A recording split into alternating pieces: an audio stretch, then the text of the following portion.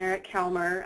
So we are kind of unique as far as partner sites. We're really focusing on education and really serving different types of audiences through education. And I have a few polling questions that I want Erin to run through first here, if we can pull those up.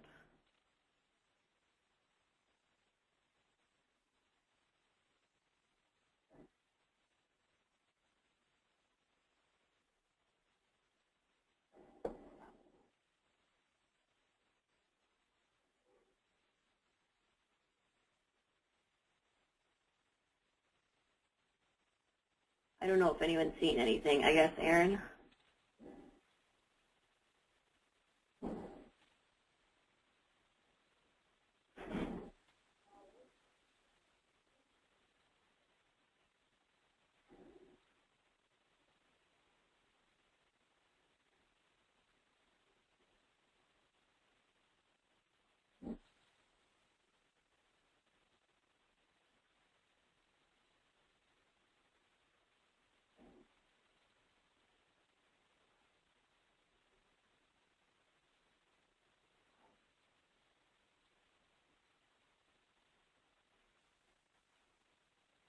I'm not seeing those for some reason, but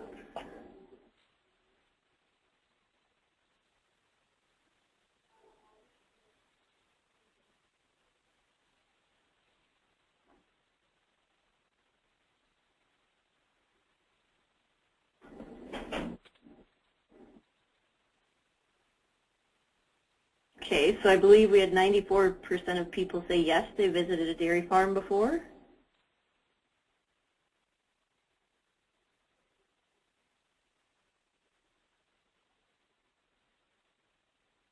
And then the next question was, do you think robotic milking units are feasible for family dairies?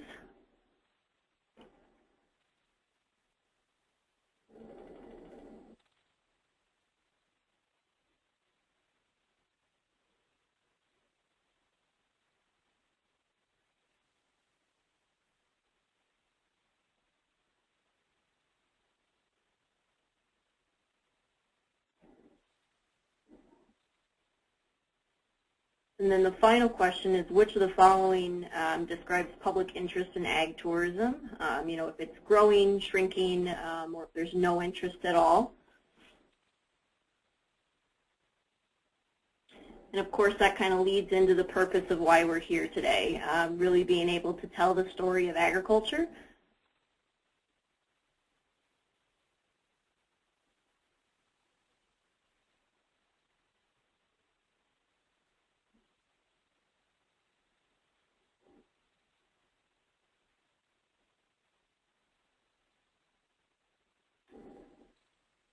All right, and of course everybody got that right. 100% think that it's growing, right? That's the reason we're all here. So with that, I'll kind of kick off into my presentation. I want to give you a little bit of background to start about the Dairy Center and really what our purpose is. And so our purpose is education and really serving 4 different groups of people. And our first, of course, is our college students through our partnership with Northeast Iowa Community College.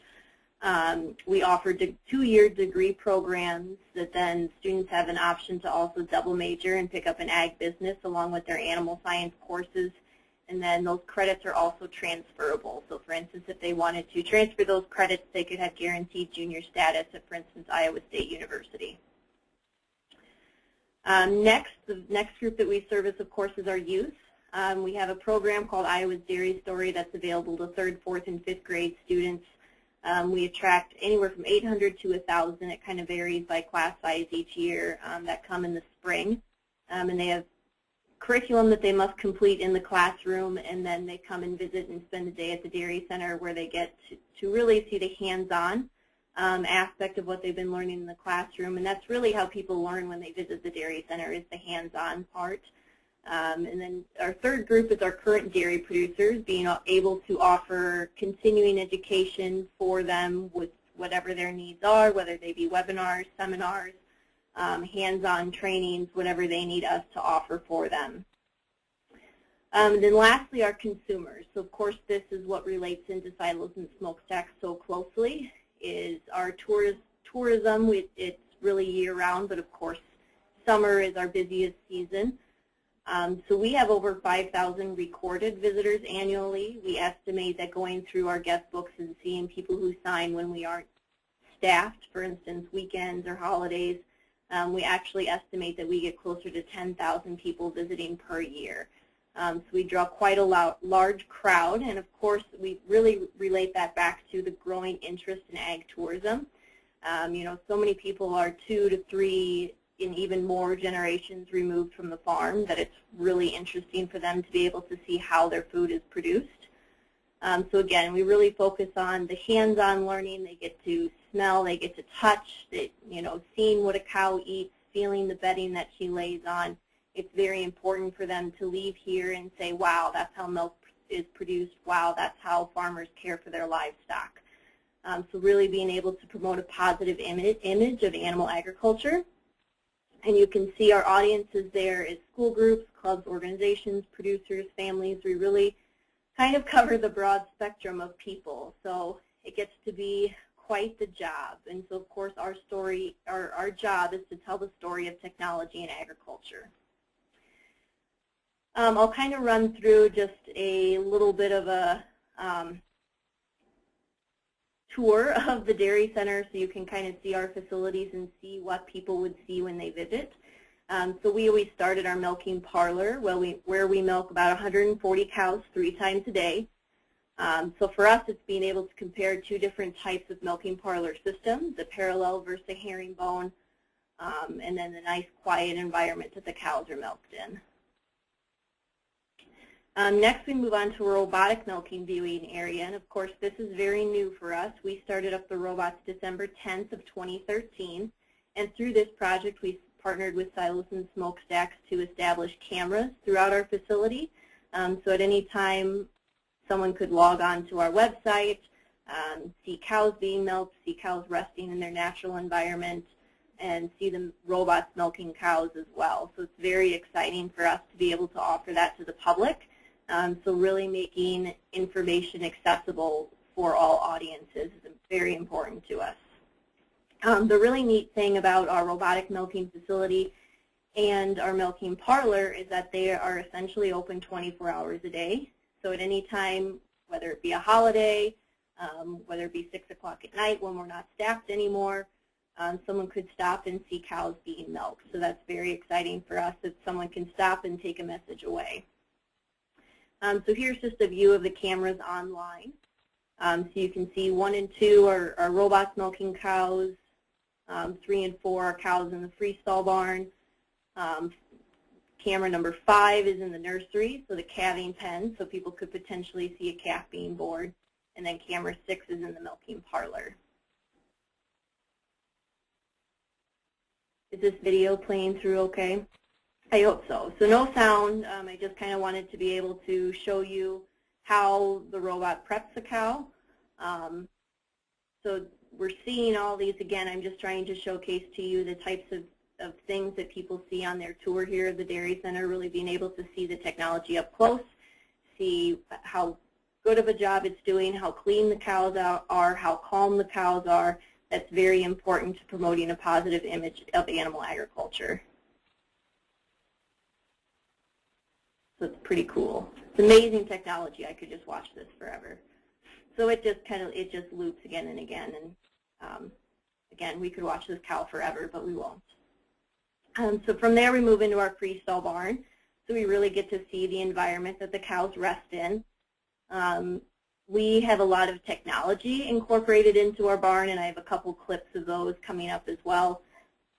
Excuse me, to be able to showcase to you. So just the amount of care, the amount of thought, the amount of work that goes into caring for livestock is just really shown to our audiences that we just certainly care so much about our cows, because if we didn't care for them, they wouldn't be able to take care of us. So technology, I have clips of these coming up, but the Juno is the feed pusher that was just in this previous slide. The cow brush and a slatted floor cleaner. So here's the Juno. So he goes along, I don't know how we decided that it's a he, but he goes along about 10 times a day and pushes up feed for the cows, so visitors get to see that in action. The Leigh Luna So it's basically just a big back scratcher for the cows, and people just love that. Everyone says they want to take it home and have it installed in their own house, which would be excellent. And then the Discovery, which cleans the slatted floor part of the barn so the cows are always clean.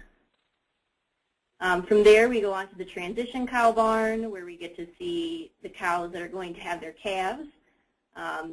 Not very often do they have calves when people are here, but that's, of course, a very exciting experience for people. And then we end in our calf barn. So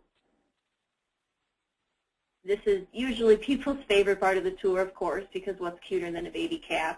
But we really go through the entire life process of an animal, you know, from birth through their milking process to what happens to the cow afterwards when she's not productive anymore. And people really get to walk away with a sense of milk safety and food safety, and that we certainly care as producers. Additional information, I didn't want to show this video because it'd take up a whole minute, plus we were having sound issues. But we were featured for the Farm Bureau Iowa Minute commercial this last summer during June Dairy Month, and that link is on our website. So here's our website where you can see the cow cams. It's just iowadairycenter.com. And then the two yellow circles, the top one's the cow cam, and then the next one is the Robotic Milking Farm Bureau Iowa Minute commercial. So with that, I'll finish. I think I did it in 15 minutes or less. But yeah, that's kind of our site really quickly, and how we incorporate technology and make it very accessible for people.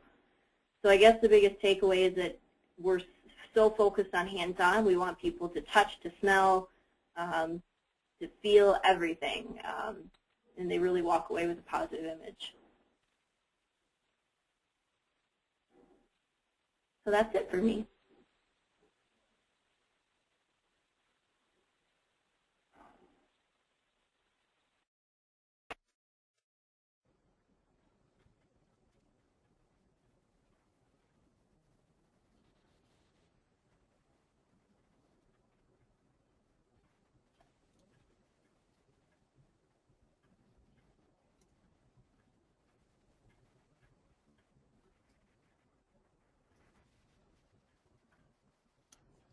I guess I'm going to jump right in here.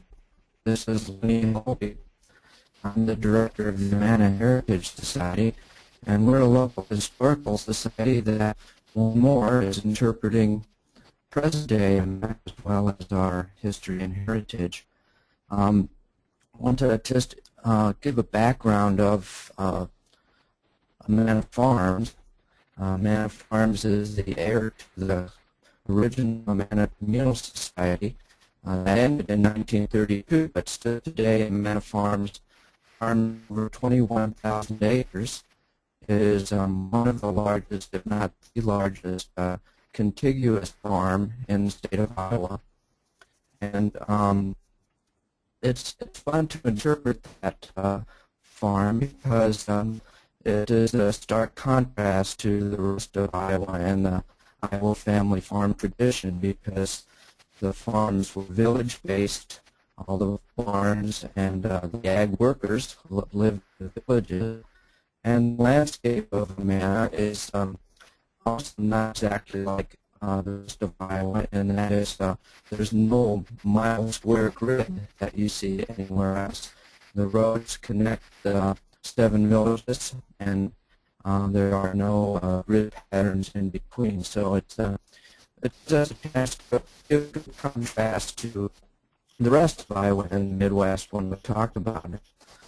One of the other things about the Amana Farms is that it actually has a forestry department. It's the largest privately held forest in the state of Iowa, from 7,000 acres. They have professional foresters on staff to manage that land. So we can talk about many aspects of agriculture, including forestry, actually. Now, many people come to Amana as tourists and as visitors, but frankly, most of them don't come because of agriculture. They're coming for other reasons. When whatever those reasons are, when they get here, they can't help but get some exposure to the landscape, to the village-scape, and to agriculture past and present. We really have several different kinds of visitors. We have the casual visitor, individuals who come as small groups or families. They have a choice of what they do when they get here.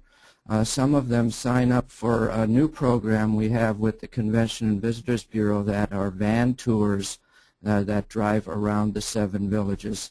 They can sign up and go for that. Then we have more organized groups who come as groups on buses, and we offer step-on guide service for those. For the casual visitor, it's kind of hit or miss what they find out about agriculture in Amana. We've done some things. We put up historical markers in various places. This, even though the bottom is cut off, is credit Silos and Smokestacks grant for helping us do that. We also have a audio tour, a cell phone audio tour sites around the Amana Colonies. Many of them have agricultural themes when people call up that number.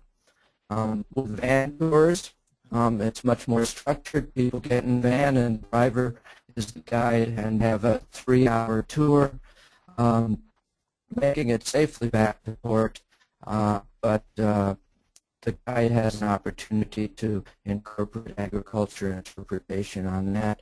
And probably where we have the most opportunity is with bus tours.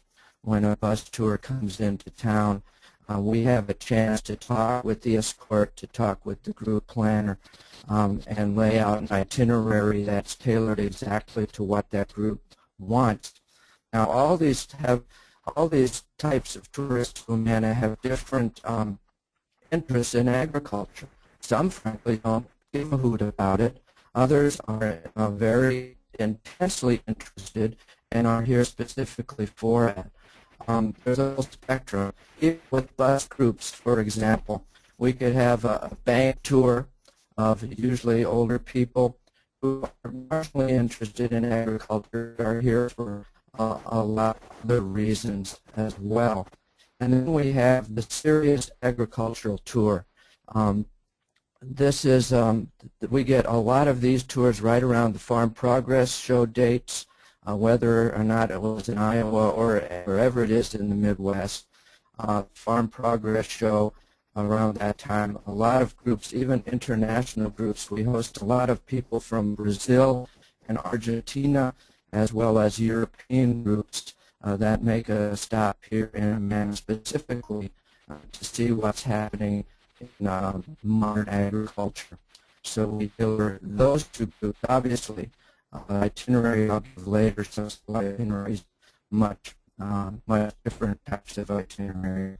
So even to the most casual tourist, we give some agricultural history, and even to the most serious modern farm group, we give some history of Amana, because we can't really talk about our heritage, our history, without bringing in the present, and we can't talk about the present without bringing in the history.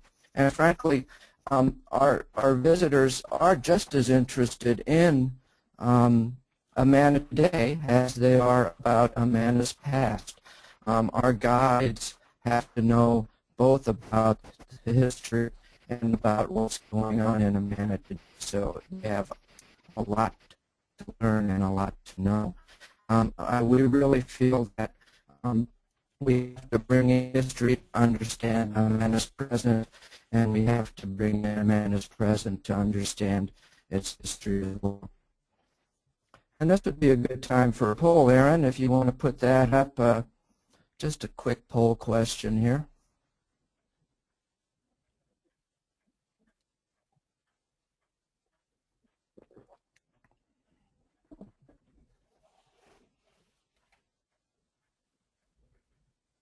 Now, I see what Megan was talking about. I don't see the poll either. Have to just trust you on the results here.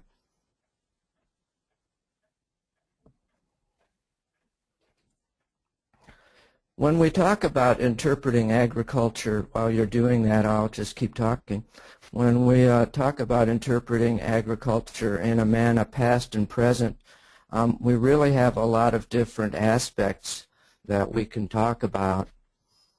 The first aspect, of course, is the barns and the farms and the fields. We still have over 50 historical barns in the Amana Colonies. We sometimes do tours that are tailored specifically as barn tours, where we go inside many of them and talk about their construction and that kind of thing. We have driving tours that talk about the landscape and the farm fields and that kind of thing. But we have some other things related to agriculture, not necessarily just farms and fields. And the Amana Woolen Mill, of course, is one of those. We do a lot of interpretation of industries that were based on agriculture, such as the woolen industry and the flour mills that occurred here in Amana. And of course the mill race. As far as I know, still today, the only canal in Iowa, some 7 miles long, that still functions to generate electricity and historically powered the mills, the woolen mills and flour mills and communal Amana. We can talk about that. There's also, of course, winemaking. There's a view of the vineyards that were in the field surrounding Middle Amana historically. And still today, of course, we have many wineries in Amana that carry on that tradition of vineyards and winemaking. Aaron, we got 88% of people that incorporate modern agriculture. That's great. You know, frankly, we have to, you know, we never consciously tried to make a decision that, hey, we're going to incorporate the modern ag story into our interpretation. It just happened. We just found that we have to address that if we want to give the visitor a good experience here. One of the best opportunities we have of talking about agriculture is when we do van tours and bus tours, when we actually have a guide on the vehicle with the people who are going around the Amana Colonies. And when we do that, we follow that red loop, that Amana Colonies trail that's about 17 miles long. And when we're driving between village and people are looking at the landscape, it gives us an excellent opportunity to talk agriculture, past and present.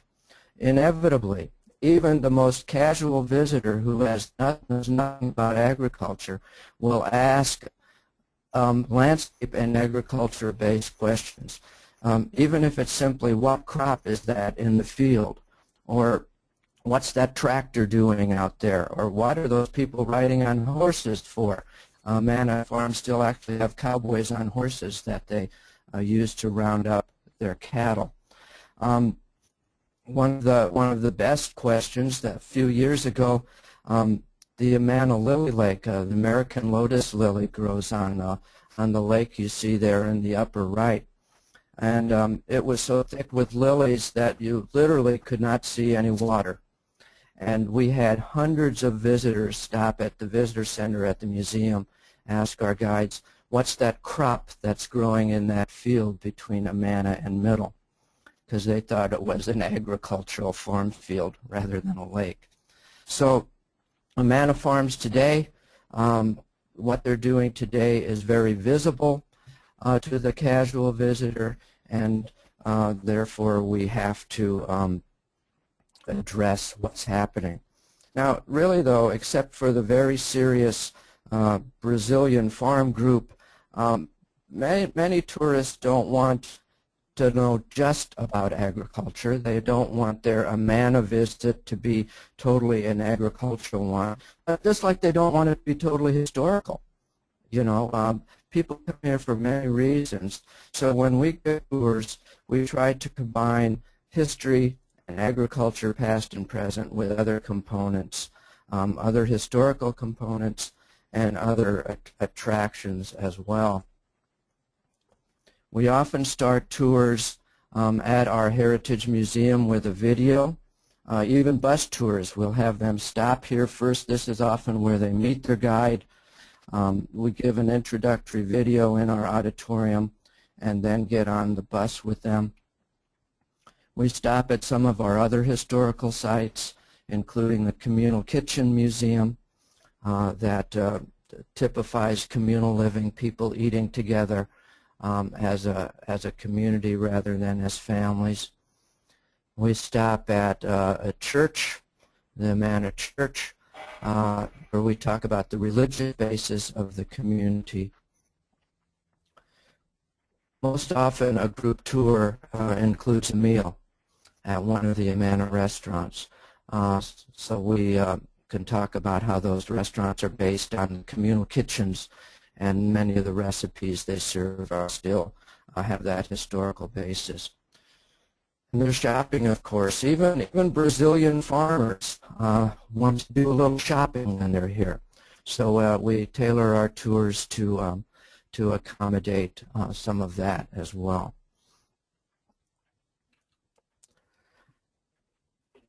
Now, now this is the digester, and this is where we get a little bit more specific to agriculture.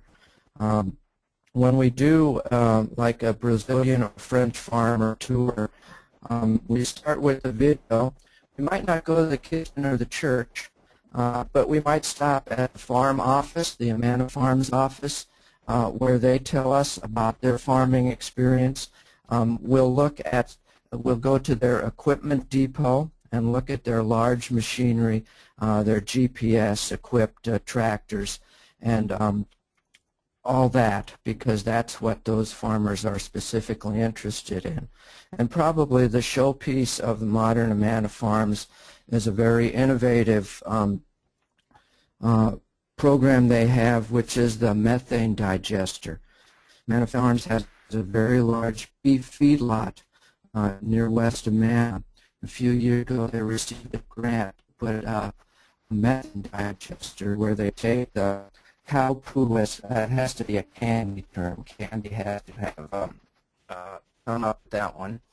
Where they take the cow poo and put it with other stuff, put it in a big pit, let the bacteria do its thing and create methane gas. The methane gas then is burned in these engines that power generators, and there are 4 generators like this in the facility. When all 4 of those generators are operating, they produce enough electricity to power the entire Amana Colonies. One of the good things, several of the good things about this is that it solves the problem of what to do with the feedlot cow poo. It's used, it's not just spread on the fields. The methane is not let to escape into the atmosphere, but it's burned very cleanly in these generators. And then the byproduct is in fact spread on fields, and the farm finds that it's cut its use of commercial fertilizers by 90% because it uses what's left over from this methane digestion process. It's actually, in the last year, the farms built a 15-mile-long pipeline. So they pump the sludge that's left over to their fields as far away as 10 miles away from the digester to be able to put this on the fields and don't have to truck it over there to make it a lot more efficient in that respect. The digester often also uses industrial waste from various industries in Cedar Rapids, paper making industry there, and enzyme industry there. So it uses a lot of industrial waste where the companies actually pay them to take it, and they add it to the cow poo and make up a mixture that optimizes the output of methane. So the star of the show of the methane is this guy. The Amana feedlot, the cattle feedlot, they go through, they feed out about 4,000 cattle a year. So it's a very large operation. We're probably looking at the wrong end of this guy, but I guess it starts on this end. So I don't know if what we do to interpret modern day agriculture here is best practices, but it's pretty good practices. And I guess over the years, a couple lessons that I've learned that I'd like to share in closing here is that, first of all, I think partnering with other people and other organizations is key.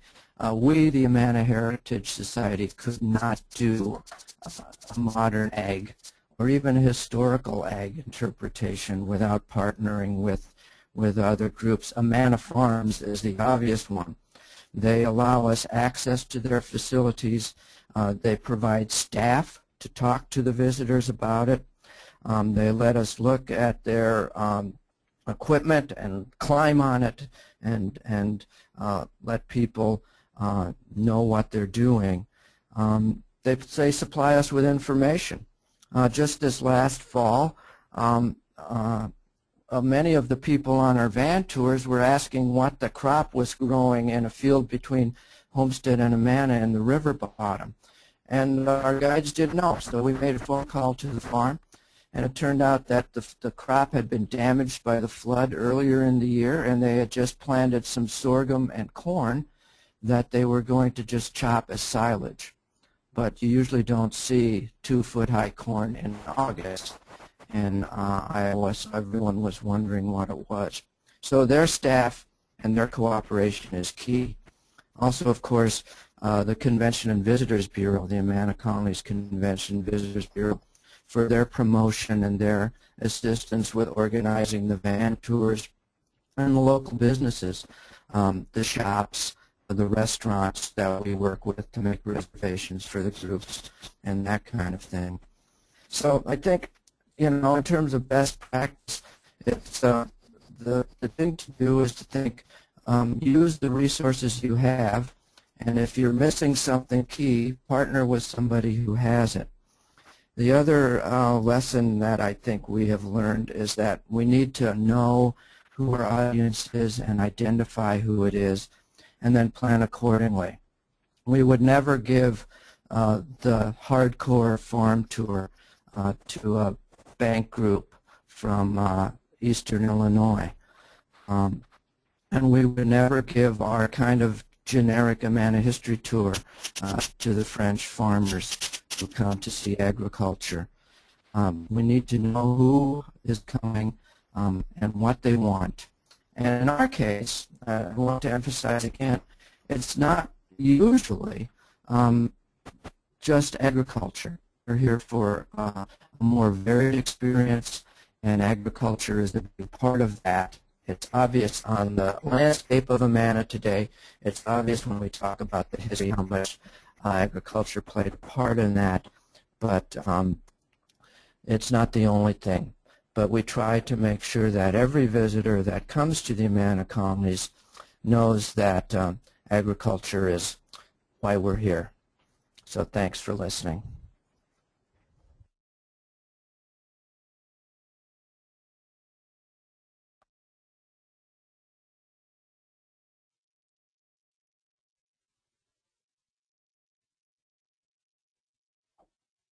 Hello, everybody.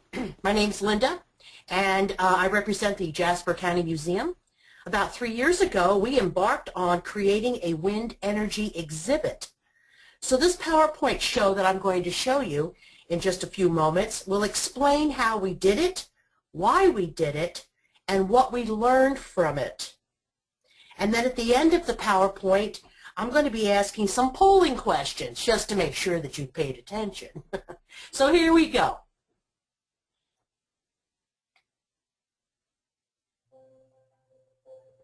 Telling the modern agricultural story involves wind energy. It all began when I became a Jasper County Museum board member and noticed a standing headless wooden windmill tower. and an old metal windmill tower and head lying on the ground. It was such an eyesore. So at the next board meeting, I recommended to scrap the materials. Much to my surprise, those artifacts were keepers.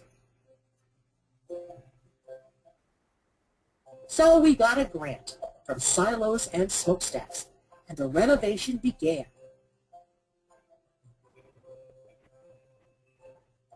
Now, energy windmills need a purpose, and ours needed direction before it could find its future purpose. Windmill hobbyist Gail Harsha located the head for the wooden tower and set to work restoring it.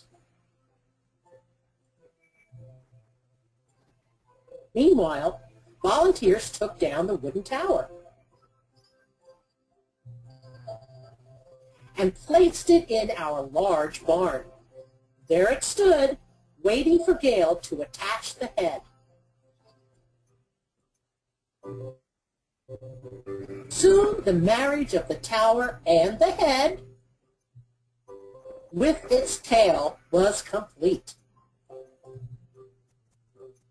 This wooden windmill's purpose is to tell the early story of the use of wind energy. In the 1830s, for many farmers and their families, it was a long ride or walk to the new territory of Iowa. So, by the 1860s, almost the entire state of Iowa was being farmed.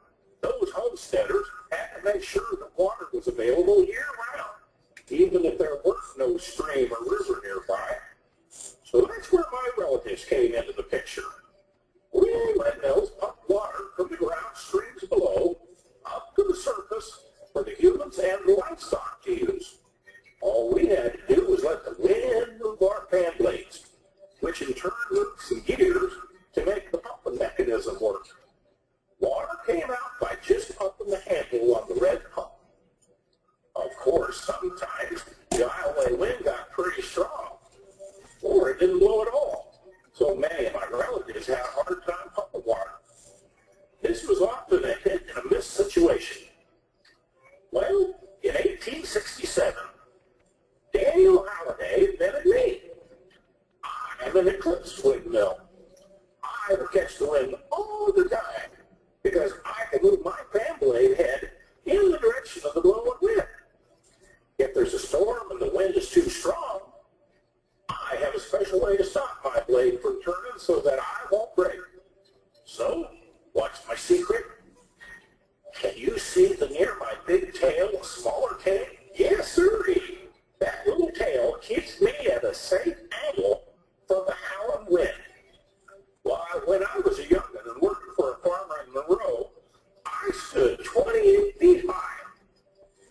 Getting older has made me shrink in size a bit, but I still have my glorious fan blades that stretch to 10 feet. Mr. Gail Harsha fixed me up real pretty like and put me in this here barn so you could see me for years to come. Me and my relatives are sure proud to be wooden windmills who help to pump the water up to the land.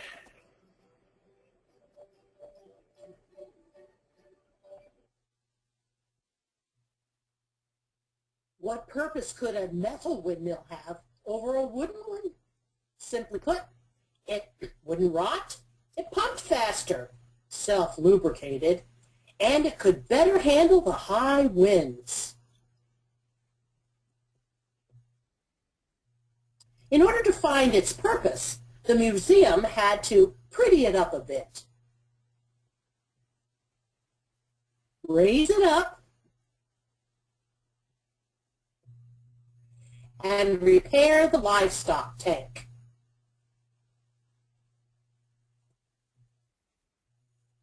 Once again, it will be the sentry over the land to welcome anyone who wants to visit us.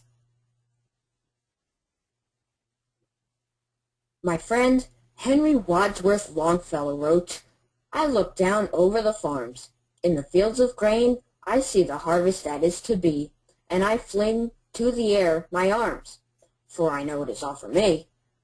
Since 1888, other aeromotor windmills like myself have been pulling underground water up to the surface for farming families and their livestock. I'm a better machine than my cousin, the wooden windmill, because I'm taller to catch more air. I won't rot. My pumping rod will go deeper, and I can self-lubricate my gears. You can count on me to get the job done. Now it's ready to greet our guests. Come and see how, through the years, Jasper County supported 4 basic windmill designs for man's need to use the wind for energy.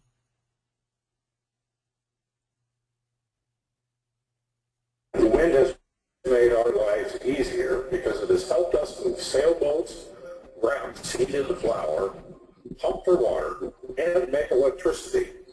Before electricity was brought to the farms, kerosene lamps, like the one hanging on the post, were used to light up the house and the barn.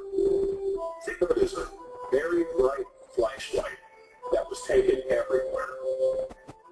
Flashlight is great, but it doesn't light up an entire area.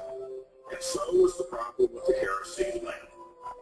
A light bulb or two hanging from the center of the ceiling sure would be nice, but there were no wires with electricity in them. Right here in Newton, in 1932, a company called Wind Power Light Company designed a small windmill that had an electric generator inside of it. Wind blew the fan blades, which turned small gears inside the generator. Then electricity traveled through the wire to a car-sized battery that was stored inside the building. These generator windmills were considered to give the best performance and reliability when charging batteries on a farm. A farmer's family could hook up the charged battery to many appliances, such as a radio, a refrigerator, a milking machine, and lights, or to a washing machine, which saved the family time and expense from having to go to town for gas that fueled previous generators. The windmill generator gave the family fuel independence. Now, many years later, huge turbine windmills harness the wind. Today's modern farms continue to use wind energy. How? With the wind turbine. You see, if you have a wind turbine on your farm, you can generate electricity, and that would lower the cost of producing electricity than going through a utility company.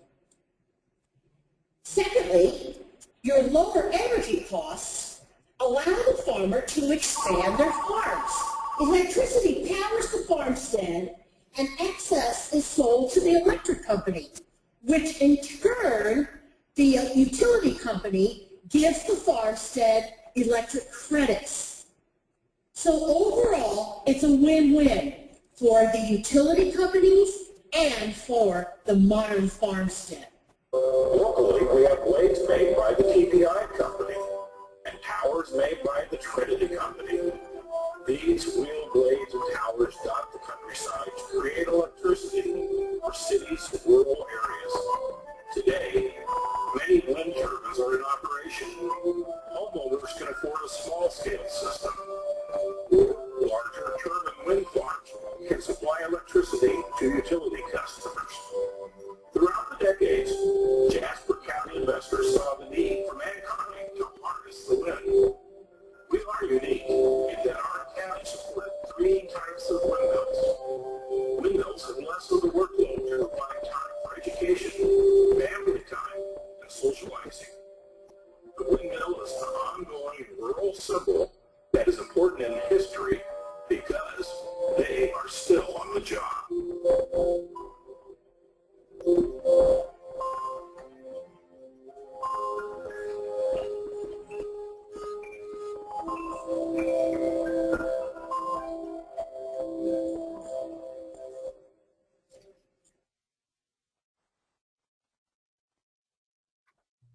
Future Iowa wind energy usage looks good. 2 factors have determined why Iowa's wind energy usage will grow in the future. The land has a big role in deciding where the turbines will be placed. Because building towers on relatively flat Iowa land is a whole lot easier. Plus the rolling hills encourage the wind to blow. Take a look at the map. The brown and orange-colored areas have wind speeds up to 7 miles per hour, especially during the windiest month, which is December. But the average wind speed in Iowa for all year round is 30 miles per hour.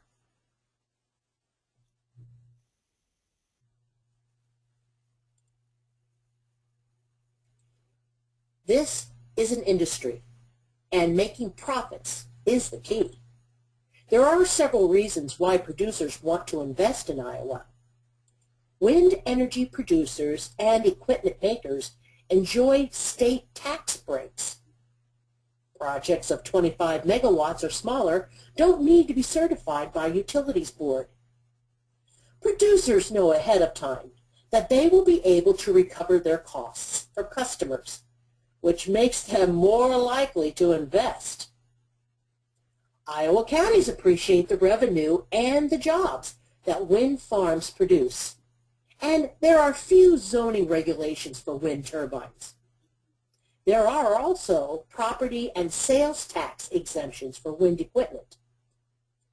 In 2007, Iowa created the Office of Energy Independence to distribute $25 million a year in grants to stimulate the commercialization of renewable energy technologies to private companies and universities.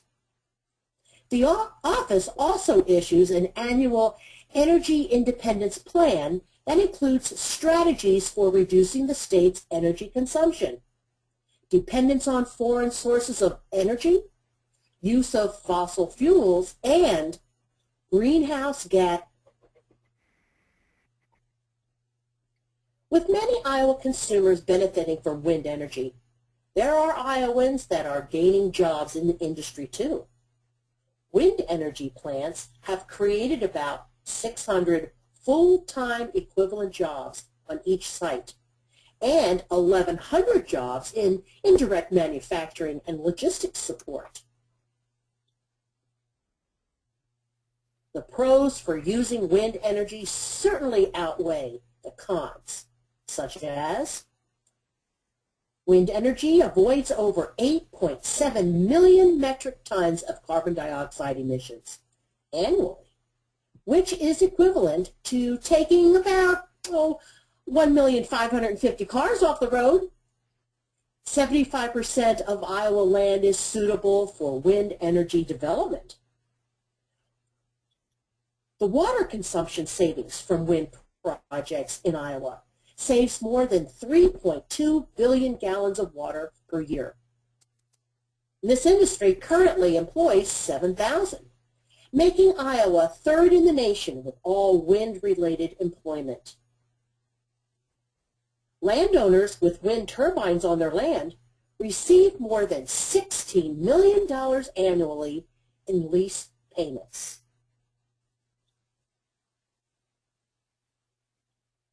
Iowa's installed wind generators can produce enough power to provide electricity to over 1,500,000 average-sized homes. Northwest counties are earning money.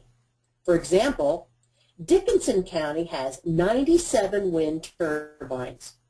During the current tax collection cycle, $443,470 is being collected from these turbines to distribute to the county, school districts, the area community college, and hospital. A total of 206 wind turbines have been constructed in Pocahontas County. In the most recent years, the turbines have contributed $23 million in additional assessed value. When all turbines are at their full taxable value, they will contribute an estimated total of $189 million to the total county tax base. So 85% of Iowans view that wind energy is favorable. Iowa's wind now powers about 15% of the state's electricity consumption.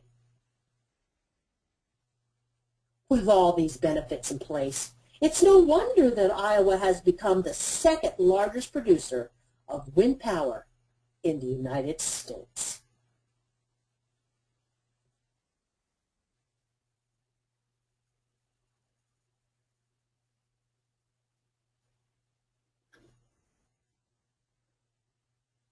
So at this time, I'd like to ask some questions if we have the time. And if you could put those up, Erin, I'd appreciate it. Or perhaps Candy will have to take it and get ready for us to end our webinar. What say you, Erin?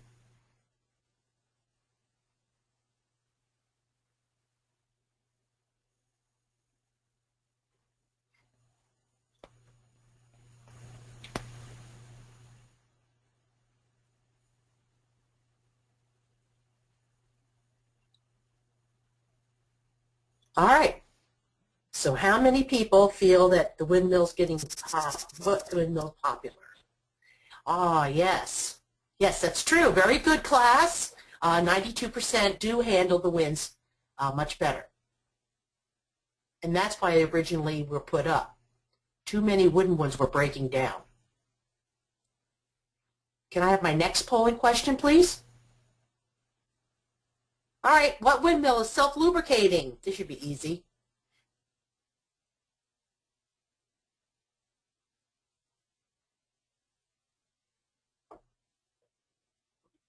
And the answer is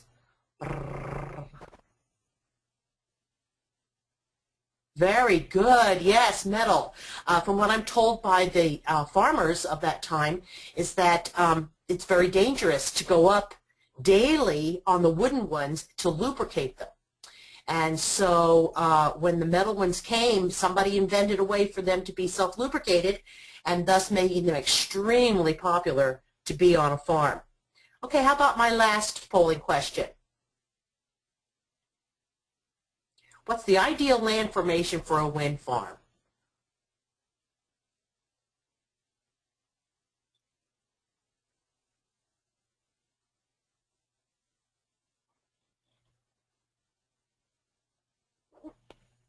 What say you?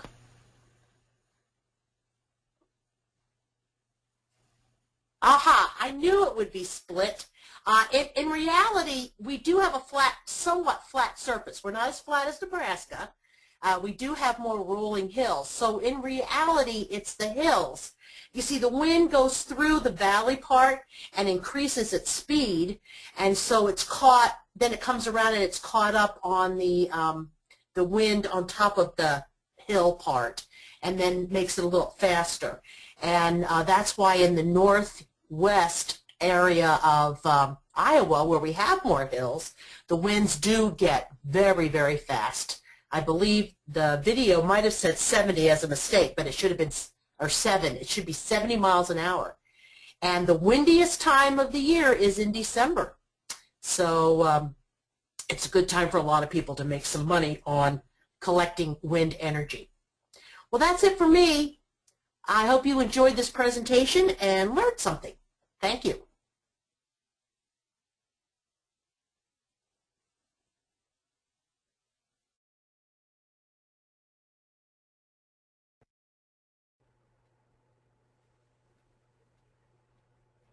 Hi everyone, this is Candy. Wow, a lot of information in an hour. I learned so many new things. We have about 5 minutes for questions. You can either type those in and pull up the questions there for any of the presenters, or I believe, Erin, are we going to unmute everyone and don't all talk at once, but we'll try to handle some questions here.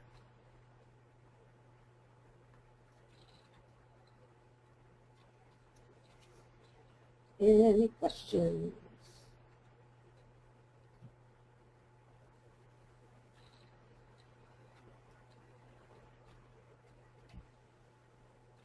Can you guys hear me? Hello? Does anyone have any questions? Any tours?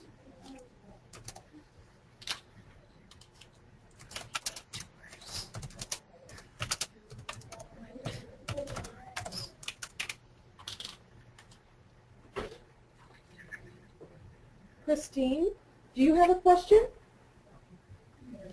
I do, but I don't know if you can hear me. I just Yes, we can hear you.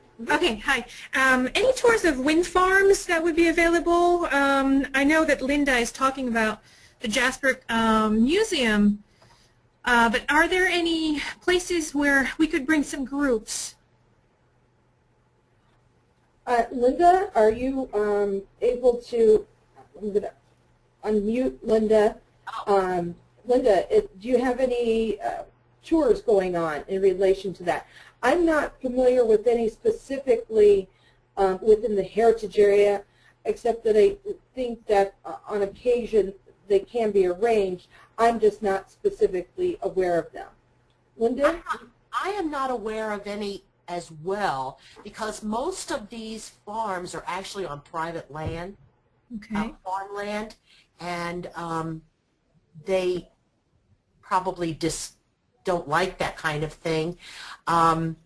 Perhaps up in the northwest area, which is pretty far from where I'm at, where they have a lot more wind farms, but I generally think that that's just not going. You can drive by them. There are roads that go by them.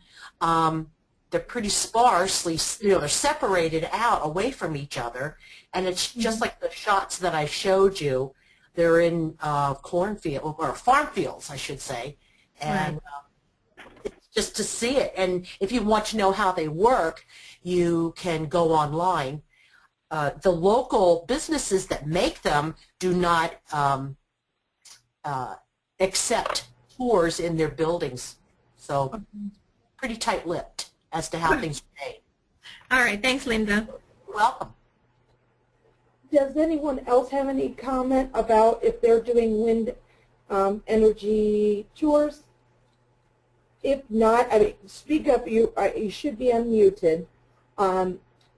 If not, I do have another question that's come through from Janet, asking that about modern ag processes have some controversy associated with them, and how do you handle those in interpretation?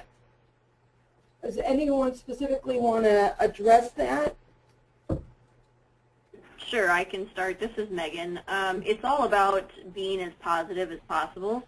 You know, we have quite a few things in the dairy industry that, you know, are producer practices that are sometimes frowned upon by consumers that don't necessarily deal with it every day, that don't understand why certain processes are being done. So it's all about relating it back to animal health or health of the dairy producer or health of, you know, the person caring for the cows. It's really making it in a positive light and not into a negative light. Now, as far as like,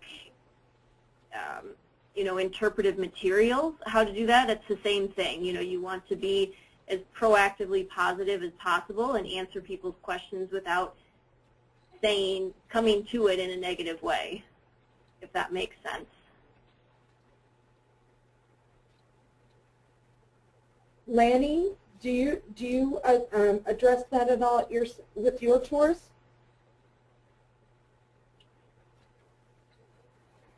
As a general rule of thumb, with the heritage area and things that we have discussed with our National Park Service representatives, we try to present a story that is a balanced representation of the story and look at, I mean, really having an honest dialogue about it and presenting how things are done. And it's up to the consumer to make a decision about what is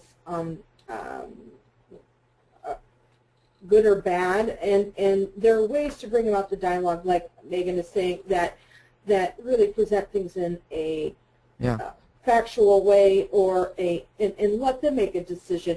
We don't necessarily take a position on a certain practice. Candy? General interpretation. Hi, Lanny. Go for it. Yeah. I'm sorry. I was muted there. Maybe that was for the better. We get into some of that. Certainly, even the digester, for all its positives, is somewhat controversial in that it does have some smell associated with it. So not everybody likes that. We get a lot of questions about GMOs, and I guess we're kind of lucky in that we're kind of like the third-party interpreters. So we answer them just honestly and what it is, and let people reach their own conclusions. We don't try to get into, certainly we avoid debates and that kind of thing, but we answer the questions honestly and just take it from there. I had a question here pop up. This is Megan, about any specific practices for biosecurity reasons. And yes, absolutely. Being a facility that has animal agriculture, we definitely take that seriously. All visitors are required to wear plastic booties that we supply for their tours. And if anyone were to stop, for instance, at the times that we weren't staffed or holidays, they cannot enter areas of the barn or facility without a guide. So we have signage posted that no, you cannot enter without a guide, and any time you are with a guide, you are required to wear the plastic boots. All right, thank you. This is Candy again. I think we still have a few more questions. For those that cannot stay with us any longer, we understand. Thank you for the time you have. Be sure to fill out that evaluation if you get a chance. But Mary, I think Erin is going to unmute you. And Mary, if you have your question, go ahead when you're ready. Yes, my question is, do these 3 sites charge? Do they charge to view their site? Excellent question. This is Megan. I can start since we can kind of answer in the order we presented. And yes, we do have a small fee. It's $5 for adults and $3 for children. This is Lanny. It depends on what people do. If they're on a van tour, there's a charge there, and certainly bus tours we charge for our step-on guide. But for people to just come into town, do the audio tour, that's free. Of course, all the historical markers are free. We do also have an admission charge for our heritage sites. So generally, our answer is yes, we charge. This is Linda for the Jasper County Museum, and yes, we do charge. It's $5 for adults, $3 for students, and if you want to get a full family membership for $20, and then that's good for the whole season. Thank you. Excellent question. Any other questions out there? I'm not seeing any right now, but you know you're always welcome to, I'm sure the folks that are presented will be happy to receive an email. Remember, this webinar it has been recorded, and it'll be available on our website. So if you want to share anything, and some of the resources that were mentioned today will be available there. If you want to share this with other people within your organization, please use that. That's what it's there for. I want to thank Lanny, Linda, and Megan for sharing their story and taking the time to do this. And it really means a lot to the heritage area, to the other partners. I think there are some really great suggestions within each of your programs that I think hopefully the time spent in this hour will bear some new ideas for folks. Erin, I don't know if I need to do anything additional, but otherwise we'll just sign off and be warm and safe out there. Thanks so much. Thank you, Candy. Thank you. Bye. Goodbye.